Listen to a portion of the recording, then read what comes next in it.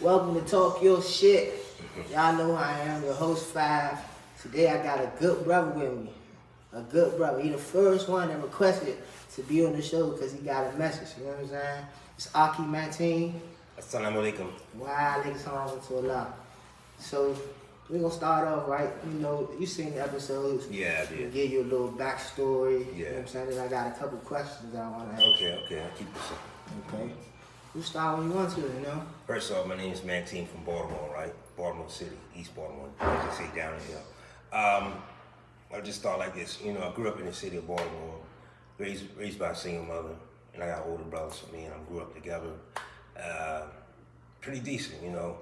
Before I took my shahada, became a Muslim, I used to be Christian, and so that was whatever. But pretty much raised pretty decent, you know. I was always raised to work and get your education, things of that nature. So which was good principles. I guess what you would consider, what some would consider like a late bloomer. I started and I got into drugs and all that type of stuff later on in my life, not early but later. However, you know, I still had good ethic. I wasn't working and better myself like that. You know, I ain't gonna give y'all no drug love, talk about all the things I did, just that and the third, but I've been through that. And in the process of all that, I was homeless on the streets of Baltimore, actually whole DMV. I'll just say it this way, incarceration as well. But in all that struggle and hardship, there was still some good in that because I learned how to become a real man, not just in age, but in maturity, how to conduct myself as a man. I learned a lot of things about how to conduct myself, how to treat other people, but being in the program, it just taught me how to work on my emotions and my behavior. So aside from the drugs and alcohol, I was learning how to more or less deal with life issues in a different way, using different choices and actually thinking through some things. It was definitely a struggle. You know, it didn't come easy because I was really resistant. You know, I've been in different treatment programs and all that stuff like that. For the most part, I wasn't really trying to change stuff because they really was like, you gotta do this, you gotta do that. And I was like, man, I ain't with none of that. I ain't really trying to really get with all that type of thing. But so I had to go through some more stuff and get put out of the program, or actually I got myself put out. Because I still want to get high, I still want to run the street, you know, and I still wanted to do what I wanted to do. So the streets really, let's just say, it can be hard, you know. So it is, it was what it was. But however, as far as in really this time around, like giving it a chance with working the program of recovery. Not just being in a program, not just being clean and sober, but actually working the program, really giving it a chance. I learned that this can really work for me, as well as combining Islam with the recovery, you know, and asking a lot of questions, listening, shutting up and just listening, and being open-minded. So all that process over time and being patient with myself, it taught me how to use different choices, use different avenues to deal with everything, situations, you know, whether it be mental health, whether it be my family, paying bills, time management, anything and everything. So I learned that you know, using my network and all that stuff like that, and just give myself a chance, and it pays off. I guess you could say moving forward, right now I got a job, and I'm grateful. I like the job I'm doing. I'm actually being involved in trying to be a big role model to the best of my ability. But I should say this, not a role model. Being a positive example, and learn how to listen. All of those techniques helped me to be the person I am now. So I'm still growing and learning, so I'm real humble. Right now, life is good, you know. I'm grateful for what I do have. I have a relationship with my family again. They trust me. God blessed me with the opportunity to have a bank account. That's a big thing for me. Know how to budget my money. I feel good whether I have no money in my pocket or I have some money in my pocket. You know, I learned how to budget. I learned how to think through situations and not just go off of my emotions, because a lot of times that's what I always did. Went off on sugar on how I feel, what somebody say, how they say it, and what I think they're thinking of me as a person. So now I don't really care about all that. So yeah, this is a good day. This is a good thing. That's pretty much it. That's pretty much it. Yeah. All right, man. I don't think I got some questions for you. First of all, tell them how much clean time you got. Technically, I started when I was incarcerated, so it's really 10 years to be honest with you. Okay, I didn't know that. Yeah, 10 years. That's how I'm doing. No drugs, no alcohol, no nothing. Only thing I struggle with is cigarettes, but then besides that, all the other hard stuff, hey, I'm good. You watching this, give him a round of applause, because 10 years that's a decade. Yeah. You know what I'm saying? That's a long time. Yeah. You know what I mean? But I got some questions for you cooked up by chat. All right. All y'all, y'all know I don't never use chat, but I would suggest you just start having some questions, you know what I'm saying? So, Kick it. and that's one thing, we do take suggestions now in this new way of life. So, let's say, what does success mean to you? Well, I got two meanings. One would be from the Quran. It means to be consistent in your deen, to be happy with what you do have or what little you have, even if you don't have much. You know, striving for your goals, or even better than that, just being happy with whatever God send your way, or Allah subhanahu wa ta'ala send my way. What's the biggest risk you ever take? All right, so y'all might know where this area at, and you might not know. Pennsylvania North Avenue, West Baltimore.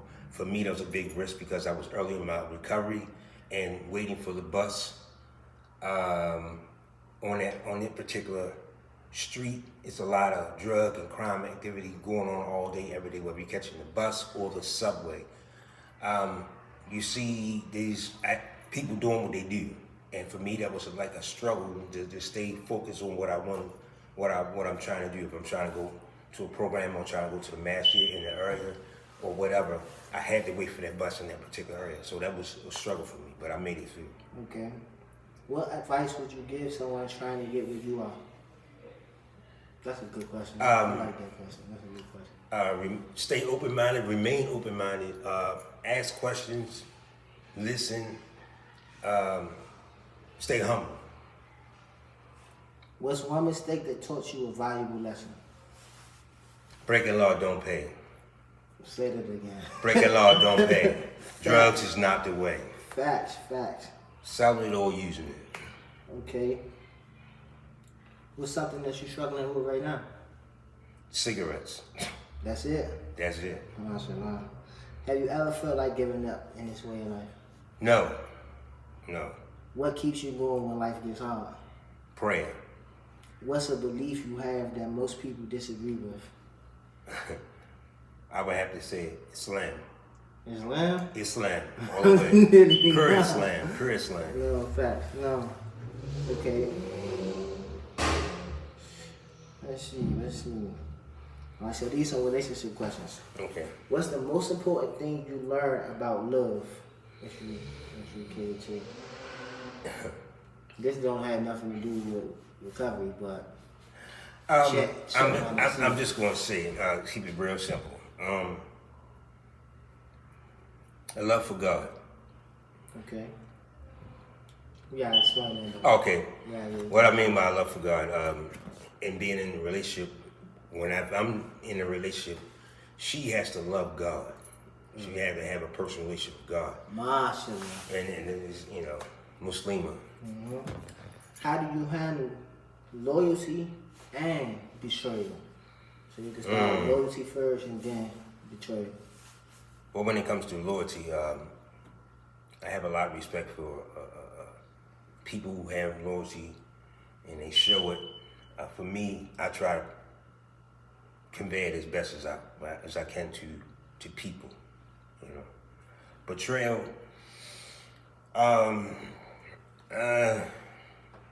That's kind of rough, but I'll say I have been betrayed before.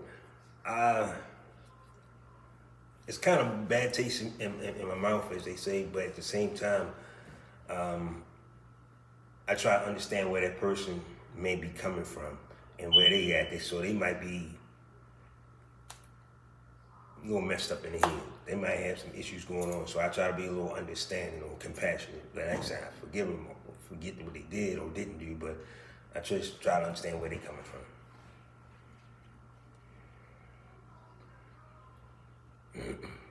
Okay. What was life like before you got sober?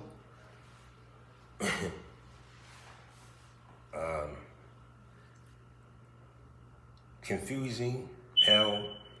I was very much a follower. So it was just not good. Okay. When did you first realize your substance use was becoming a problem? When I started getting fired from all the jobs I had. Was there a specific moment that made you decide to quit using drugs? When I knew I was going to get incarcerated, and once the judge said how much time I was going to get, and I knew that I wasn't coming home, I was like, I got to change everything, and because this ain't working. Okay, so just not on chat, but I'm gonna ask you this, just because you said that. Yeah. Do you think that the cut of a law was perfect timing for you to quit? You think that was like? Yes, yeah, because to be really gut honest, in the process of me being incarcerated, I realized, and I was in the cell, that I gotta change everything. I gotta get my mind right first and foremost, and then I gotta get my spirit right with my Creator. So I was seeking Him out. You know, I read a lot of different religious stuff and all that, but it didn't really click with me. It was like, okay, yeah, but they give Him praise to do all this and all that, so that jump wasn't working for me. So, however, I didn't. I mean, for the record, I didn't take no shahada in prison because I wanted protection. I didn't do this because I was bored. The brothers really wasn't coming at me like, yeah, bro, you trying to take a shot? No, it wasn't like that. I lay back, watch and observe, and over time, I seen the unity, I seen the brotherhood, I seen how they was disciplined, how they was respectful, how they show love to one another, and they pray. I was like, they serious about this. So that drew me in, correction. So inshallah, I went to the study classes, and then over time, when I found out what Shahada mean, testimony of faith, so then I gradually decided, when I understood what it meant and the importance of it, then I took my Shahada. And from that day to this day, I was, as they say, on my deen. Sarat the Mustaqim. Sarat the Mustaqim. Okay, so during your addiction, right? Mm-hmm. It says, what were you trying to escape or cope with when you were using? Myself. I had extremely low self-esteem, so I didn't know how to deal with my emotions. I didn't know how to deal with everyday situations. I wasn't responsible, dependable. So I was really running for myself and my different emotions. Didn't know how to deal with stuff. So that was my way of coping it with drugs and alcohol and just that third. Okay. It says, I asked you that already. Did you lose any relationships during your journey on this side? Yeah, the passing of my mother. It was like yes and no. Well, several, to be honest. My mother, my cousins, because, choices I made, and I put a lot of burden on them, so they died over, stress and worrying about me, things of the nature. Okay, so the question wasn't really referring to like losses. It was saying like due to your change in life, did you lose any friends because they now the same? Oh yeah, my bad. I misunderstood. Yeah, most of the people who did friends, associates, acquaintances, all of them got high. Everybody got high, did this, that, and the third. So I lost all of them, and I was cool with that. So all them so-called friends, acquaintances, party friends, I left them because they want to do what they want to do. You want 2 different ways. Since you said that, it asked you a question. It suggested to us that when we change our life, we change people, places, and things. Yes. Do you believe that if you have a friend using, that you would use too? Yes. You do? I truly do. I don't, but Yeah. you know, that's between us. Yeah. You feel me? Yeah. What cravings or triggers still challenge you today? Do you have cravings or triggers? Yeah, I do. Okay. Sometimes I do want to get high. Sometimes I'll be in some areas that I can't always avoid, and I see people doing what they're doing as far as getting high. I think about it, and then in my mind, I'd be like, even though I get this craving to want to get high or drink, then I think about the consequences. I have more to lose and as well as die. So I'm gonna keep you 100. I don't have to come back. I can instantly die. That's why I smoke something, drink something, pop a pill, or whatever, or snort something. I can die instantly. I don't have to come back. So that get the craving, but then I move on. Or just think of something positive, or you know, change my thinking. Okay. So this is what I want to ask you. This is off the top of my mind. Yeah. Do you think, because you have 10 years, right? Yes, sir. Do you think that it would be ever a point where as though the cravings and the triggers go away? No, I think the cravings will always be there. You know, you just get better with dealing with them. So you won't always get a craving. No matter how long you've been clean and sober, you won't always get a craving. Whatever your substance that you was doing or substances, you'll get them, but you just learn how to deal with them better. So remember, you don't have to use even if you want to. You know what I'm saying? You go to sleep sober, you got a day. And you wake up sober. What's up? Let's see. Okay, these are good questions. Okay. What has sobriety given you that drugs or alcohol never could? Peace of mind. That's it? Peace of mind, the That's opportunity. first. Peace of mind is one. Okay. Peace of mind is one.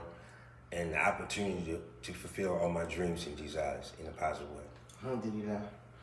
How was your mindset, excuse me, has your mindset changed since getting sober? I'm more at peace.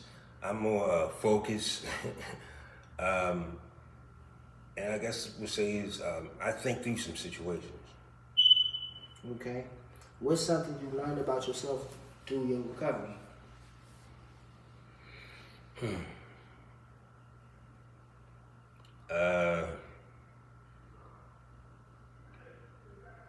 That I can give back to people that were struggling with their addictions. I have something to give back. Okay, I like that. What are you most proud of today? Like at this moment right now, what's the most, like the best achievement, the thing that be like, I did that? I guess the most top would be is I have a good relationship with my family, and they trust me. That's number one. That's what's up. So since you brought up family, right? Well, you already kind of hit on this, but we're gonna go a little bit deeper. Go for it. Because earlier he was like that the stress led to a couple of deaths, and the question says, how does sobriety affect you? So this is reverse. Not that's the using. How does your sobriety affect your family? Oh, most definitely, they proud of me. My brother, older brother, all my cousins, aunts, everybody, they're really proud of me. They're amazed to see that I'm a changed man. So it showed them that I'm not the same person, you know, and that I'm consistent. Yeah. Okay. Let me give you one more question on that. It says, did anyone of your family play a major role in helping you on this journey or maintaining this sobriety?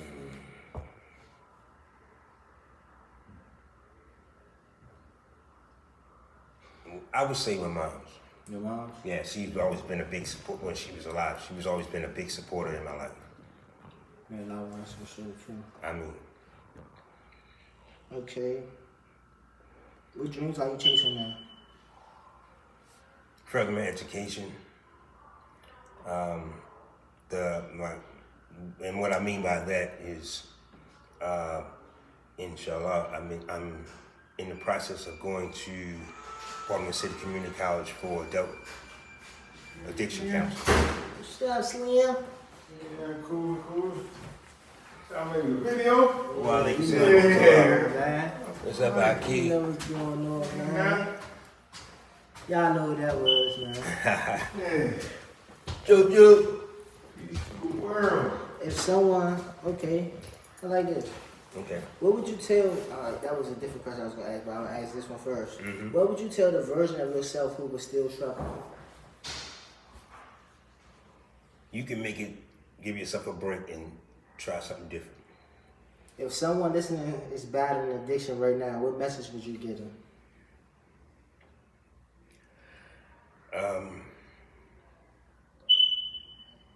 It's opportunities out here to better yourself. Most of all, just remember, you gotta change everything, but it's resources. Give yourself a break. How has sobriety changed the way you view your purpose in life? Good questions. Honestly speaking, I'm still learning what my purpose is, but I kind of get it now. Sobriety is showing me that it's a lot of opportunities out here to achieve things in life, positive things in life. But to keep God first, remain humble, and take your time, but don't take it forever. What keeps you sober today? Allah subhanahu wa ta'ala. Prayer. Alright, so this is going to be the last question before I let you talk your shit. Yeah. You know, I let everybody talk their shit. Yeah. So, what has sobriety given back to you that addiction took away? Self-love. I like that. So, y'all know what time it is, right? Y'all done got the questions on life and heard Lloyd's story, right? Yeah. But everybody got a day-to-day living. And they see stuff and go through stuff. And sometimes y'all have an arrogant event. You feel what I'm saying? Without judgment. Y'all might judge, but y'all over there. So we gonna let them talk his shit right now, because the show is called Talk Your Shit. You know what I'm saying? So, well, any topic you want. I'm gonna say this. First of all, I'm in Baltimore, and I love Baltimore. Baltimore got a lot to offer. I like to keep it positive. Yeah, we know about all the negative stuff that's going on in the city and this, that, but I think they're going everywhere. However, if you're really looking for something positive in the city of Baltimore, you gotta look outside the box. You know, you gotta be around positive people. You know, go the extra mile, be around some positive people. You know, you got your inner harbor, of course, but you got a lot of other places that you can go and people you can be around. How can I say this? To match Jesus' words. But aside from that, because everybody not Muslim, but Right. and I get it. So I don't want to sound like too religious, quote unquote. Yeah, man, just I love my city. I love myself. I love God. My favorite word that I like, I try to be transparent, honest, trustworthy. So I mean, hey, if I can help somebody, try to help. If I can't, hey, you know, have a great day. Wish you the best. That's all I can say on that. Okay. So, this was a lovely episode. You hear me? If this your first time tuning in, like, comment, subscribe. Yeah. You feel me? Like, we need that. And if this you coming back, thank you. Keep coming. You hear me? Like we say, keep coming back, motherfucker. Keep coming back. No, for real. Assalamu alaikum, rahmatullahi. Oh, I got you. Man.